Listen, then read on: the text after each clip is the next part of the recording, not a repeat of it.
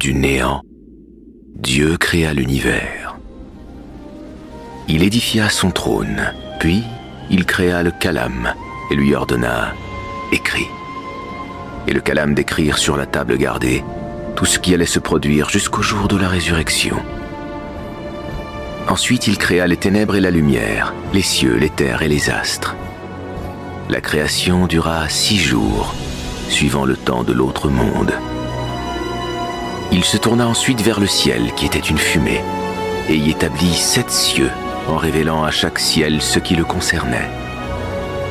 Après avoir achevé la création du monde supérieur et inférieur, il étendit la terre en faisant sortir d'elle ce qui était enfoui dans ses entrailles.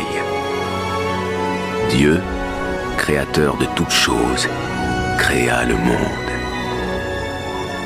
Il créa alors une troupe d'anges de sa propre lumière qui remplit les cieux, debout, inclinés, prosternés, tous en adoration, sans interruption, devant le Seigneur des mondes. Il créa les anges gardiens et les porteurs du trône, dont Raphaël, plus connu sous le nom d'Israphil, qui soufflera dans le corps. Vint le tour de Gabriel, son messager, Michael, qui assure la subsistance des créatures, Azraël, l'ange de la mort, Ridwan, le gardien du paradis, Malik, le gardien de l'enfer, Munkir et Nakir, les interrogateurs de la tombe. Après avoir créé les anges, Dieu créa les génies d'un feu subtil, dont Iblis était le commandant.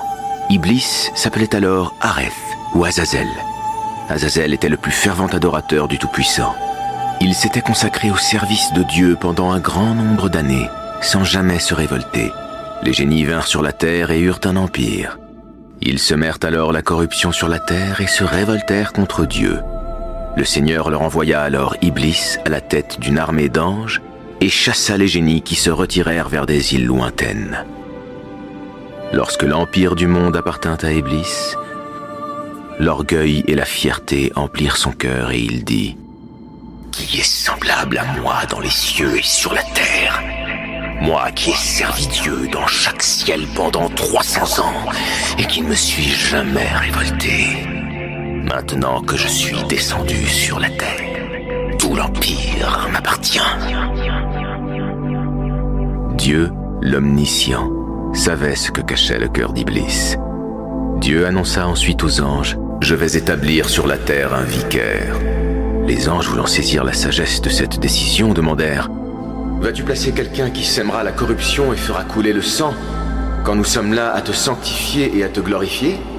Il dit « En vérité, je sais ce que vous ne savez pas.